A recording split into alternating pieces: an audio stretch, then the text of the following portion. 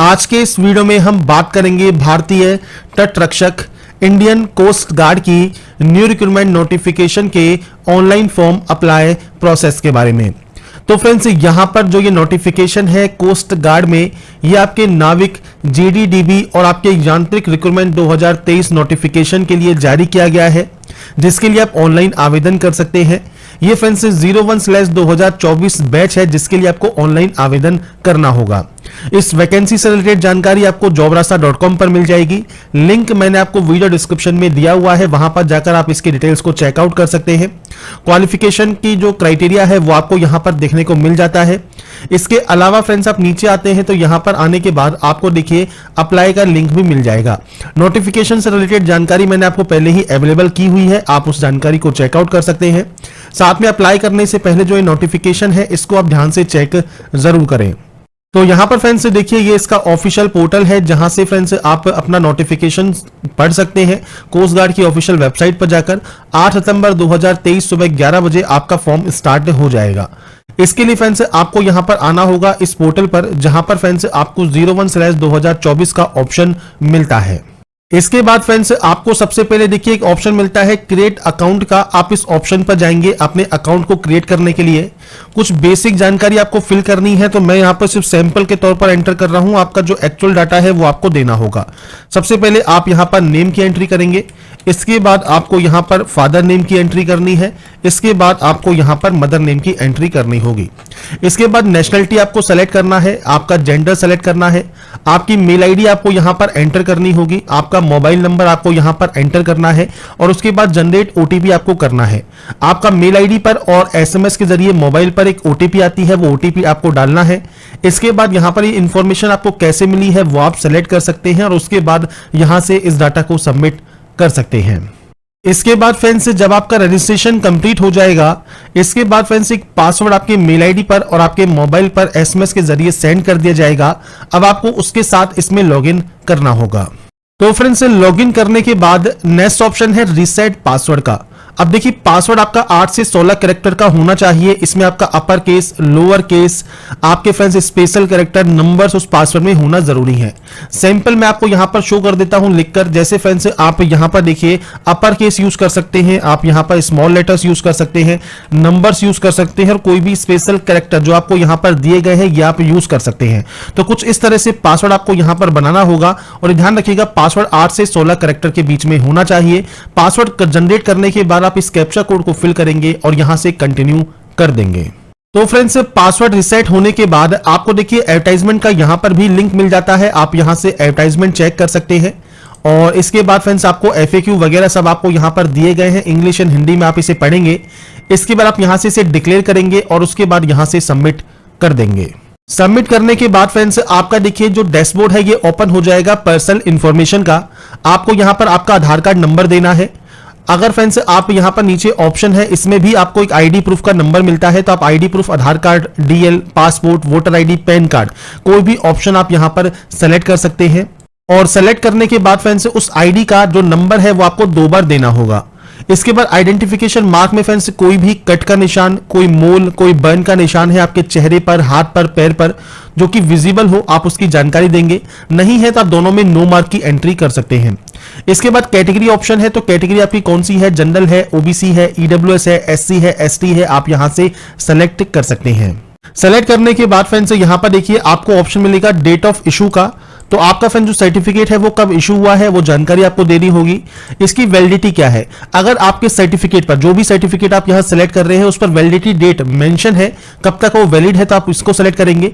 अगर कोई भी वैलिडिटी डेट मेंशन नहीं है तो आप ओनली ऑलवेज वैलिड वाले ऑप्शन को क्लिक कर देंगे। इसके बाद आपको डीओबी का सेक्शन है, मींस डेट ऑफ बर्थ का, तो आपका जो भी डेट ऑफ बर्थ है वो आप इस कैलेंडर के माध्यम से सेलेक्ट कर सकते हैं। अब यहां पर फ्रेंड्स देखिए जो आपका जो क्वालिफिकेशन क्राइटेरिया है उसको रीड आउट करने के बाद आपको फ्रेंड्स यहां पर देखिए ऑप्शन मिलता है कि आपका जो एज क्राइटेरिया है वो क्या होना चाहिए। तो 18 से 22 साल का एज क्राइटेरिया है। इसका मतलब आपका जन्म 1 मई 2002 से 30 अप्रैल 2006 के बीच में होना चाहिए। अगर आप अपर एज में छूट चाहते हैं, एससी एसटी कैंडिडेट है, ओबीसी कैंडिडेट है, तो आपको अपर एज में छूट है वो आपको मिल जाएगी। तो फ्रेंड्स इसके अकॉर्डिंग आपको यहां पर जो आपका एज क्राइटेरिया है वो आपको यहां पर सेलेक्ट करना होगा। तो आपके अकॉर्डिंग जो भी आपका डेट ऑफ बर्थ है वो आप सेलेक्ट कर लेंगे।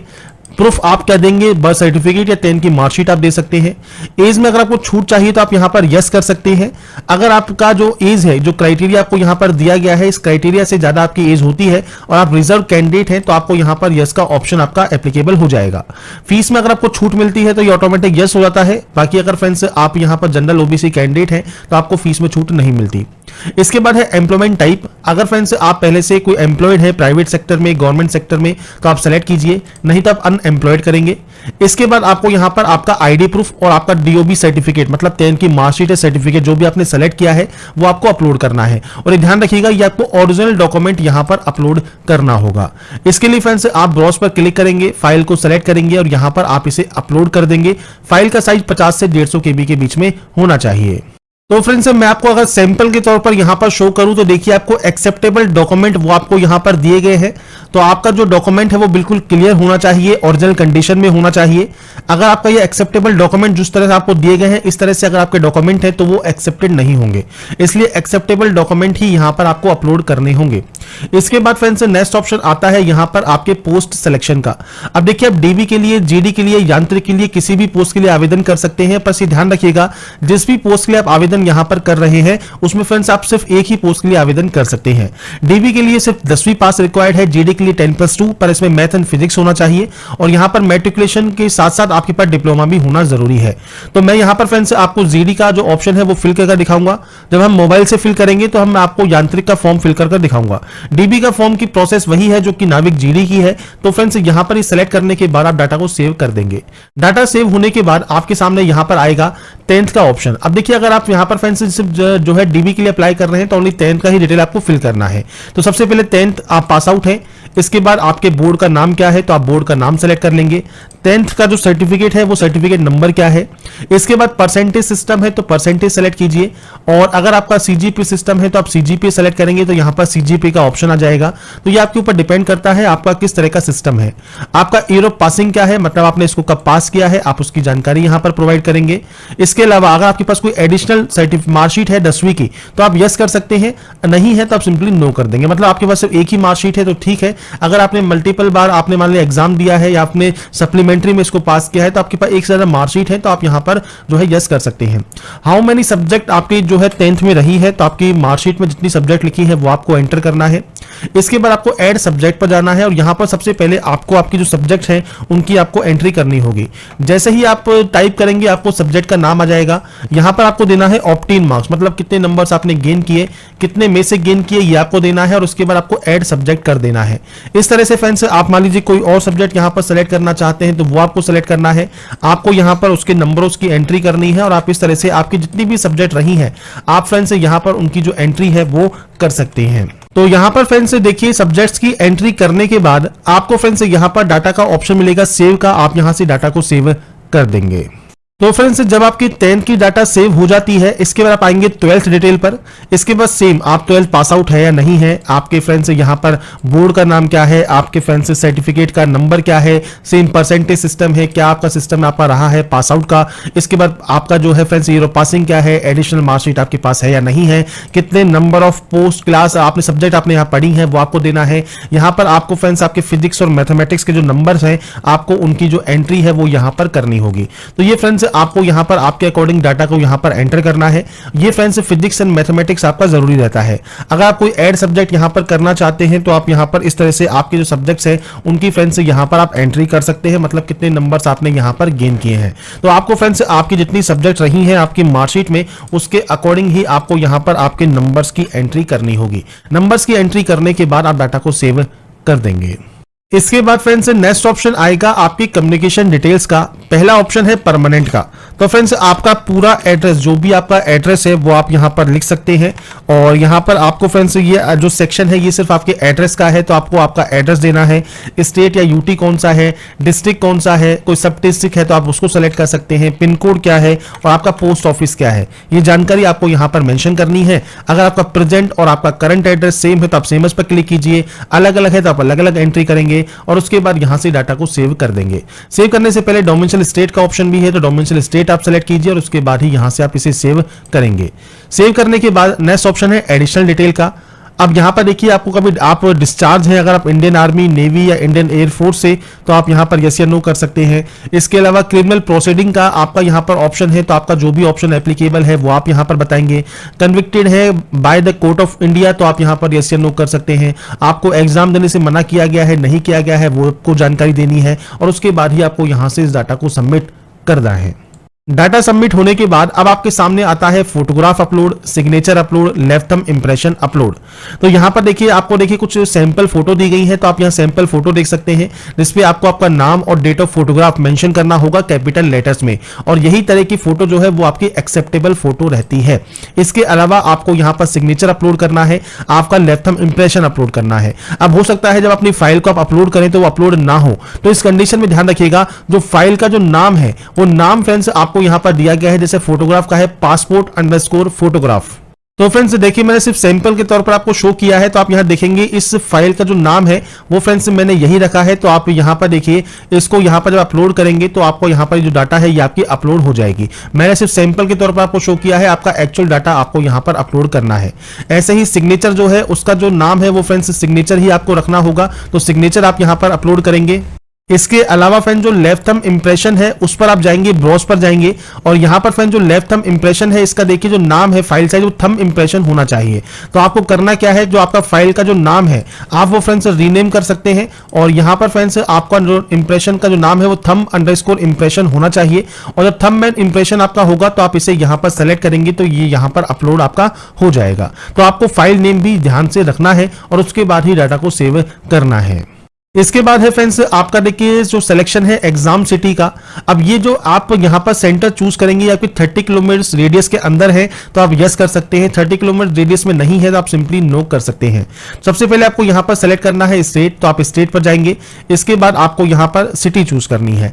ऐसे ही आप दूसरा फ्रेंड्स सिटी आप यहां पर चूज करेंगे। इस तरह से फ्रेंड्स आपको आपके जितने भी सेंटर्स आप यहां पर लेना चाहते हैं वो सेंटर्स आप ले सकते हैं। ये ध्यान रखिएगा जो सेंटर्स है वो आपको फ्रेंड्स यहां पर 5 सेंटर्स यहां पर चूज कम से कम करने ही होंगे। इसके बाद फ्रेंड्स नेक्स्ट ऑप्शन आएगा सेव करने का, आप यहां से डाटा को सेव कर देंगे। सेव होने के बाद आपका फ्रेंड जो स्टेज 2 है इसके लिए अब आपको यहां पर देखिए पहला आपका ऑटोमेटिक जोन यहां पर आएगा, आपको यहां पर सिटी चूज करनी है। अब इसके बाद आप कोई और जो जोन है वो यहां से सेलेक्ट कर सकते हैं और इसके बाद यहां से आपको जो सिटी है वो चूज करना होगा। तो ये फ्रेंड्स आपको आपके अकॉर्डिंग जो भी सेंटर्स आप यहां पर लेना चाहते हैं वो आपको यहां पर लेने होंगे। तो ये सेंटर्स जब आप यहां पर चूज कर लेते हैं इसके बाद फ्रेंड्स आपको यहां पर इसे भी सेव कर देना है। सेव करने के बाद फ्रेंड्स अब आपके सामने आता है देखिए प्रीव्यू सेक्शन। प्रीव्यू सेक्शन क्या है, तो जो भी डिटेल्स आपने अभी तक यहां पर फिल की है वो सभी की जानकारी आपको यहां पर देखने को मिलेगी। इसके बाद फ्रेंड्स यहां पर जब नीचे आएंगे स्क्रॉल करते हुए तो आपको सबसे पहले यहां पर सिटी मेंशन करनी है, कहां से आप इस फॉर्म को फिल कर रहे हैं। इसके बाद यहां पर है डिक्लेरेशन, तो आपको जितने भी ये बॉक्सेस मिलते हैं आपको इस सभी पर डिक्लेयर करना होगा। डिक्लेयर करना जरूरी है और डिक्लेयर करने के बाद ही फ्रेंड्स आप इस फॉर्म को यहां से सबमिट कर सकते हैं। इसके बाद फ्रेंड्स यहां पर ऑप्शन है प्रिंट प्रीव्यू का, आप यहां से प्रिंट प्रीव्यू चेक कर लेंगे। प्रिंट प्रीव्यू चेक करने के बाद अब आपके सामने यहां पर ऑप्शंस आते हैं 4। सबसे पहले पूछा गया है कि आपने जो प्रिंट प्रीव्यू है सबमिट करने से पहले वो चेक किया है या नहीं किया है, तो ये चेक करना जरूरी है, आप यस पर क्लिक करेंगे। इसके बाद पूछा गया है do you want to edit the application, क्या आप एडिट करना चाहते हैं एप्लीकेशन फॉर्म को या फिर अपलोड करना चाहते हैं डॉक्यूमेंट्स को। यदि आपकी डिटेल्स जो है वो आपके एप्लीकेशन फॉर्म में गलत आपने फिल की है, डॉक्यूमेंट्स में गलत आपने अपलोड कर दिया है, तो ये फ्रेंड्स आपसे पूछता है अगर आप एडिट करना चाहते हैं तो यस कर सकते हैं, नहीं तो आप इसमें नो करेंगे। इसके बाद आपसे पूछा गया है कि आपने यूटिलाइज किया है एडिट ऑप्शन को आफ्टर प्रिंट प्रीव्यू चेक करने के बाद और फाइनल सबमिशन करने से पहले। तो यहां पर फ्रेंड्स अगर आपने एडिट ऑप्शन का यूज किया है आपके प्रिंट प्रीव्यू को देखने के बाद और फाइनल सबमिशन से पहले तो आप यहां पर यस या नो कर सकते हैं। आपसे पूछता है कि आप अपने जो फॉर्म है उसको फाइनली यहां पर सबमिट करना चाहते हैं तो आप यहां पर यस कर सकते हैं। इसके बाद फ्रेंड्स यहां पर देखिए ऑप्शन आपको मिलता है सेव का, आप यहां से इस ऑप्शन को यूज करेंगे। इसके बाद फ्रेंड्स दोबारा से डिक्लेरेशन ऑप्शन है, डिक्लेयर कीजिए। इसके बाद फ्रेंड्स यहां पर देखिए आपने जो जो ऑप्शंस यहां पर फिल किए हैं इनको आपको यहां पर टिक करना है और टिक करने के बाद कंफर्म करना है डिटेल्स को। इसके बाद फ्रेंड्स यहां पर देखिए आपको फाइनल सबमिट का ऑप्शन मिलता है, आप इस ऑप्शन पर क्लिक कर देंगे। यहां पर क्लिक करने के बाद देखिए आपका जो फॉर्म है वो कंप्लीटली यहां पर सबमिट हो गया है। अब यहां पर देखिए आपकी एप्लीकेशन फीस नहीं लगती है, इसलिए आपको एप्लीकेशन फीस का ऑप्शन नहीं मिला है। अगर आपकी एप्लीकेशन फीस लगती होती तो आप किसी भी बैंक के credit card, debit card, net banking से आपके फ्रेंड जो एप्लीकेशन फॉर्म है उसको फ्रेंड्स यहां पर जो पेमेंट है वो आप कर सकते थे। अगर अब आपको यहां पर आपका प्रिंट लेना है तो आप व्यू एप्लीकेशन फॉर्म कर सकते हैं, या फ्रेंड्स आपको प्रिंट एप्लीकेशन फॉर्म का ऑप्शन भी मिलता है, जिसके माध्यम से फ्रेंड्स आप जब नीचे आएंगे क्लिक करने के बाद आपको देखिए प्रिंट का एक ऑप्शन मिल जाएगा। आप इस ऑप्शन पर क्लिक करके आपके एप्लीकेशन फॉर्म का जो प्रिंट आउट है वो अपने पास रख सकते हैं संभाल कर।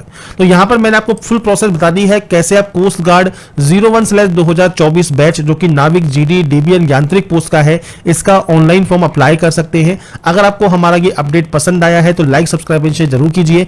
बाकी की जानकारी के लिए ऐसे ही बने रहिए हमारे साथ, देखते रहिए हमारा YouTube channel. Thanks for watching.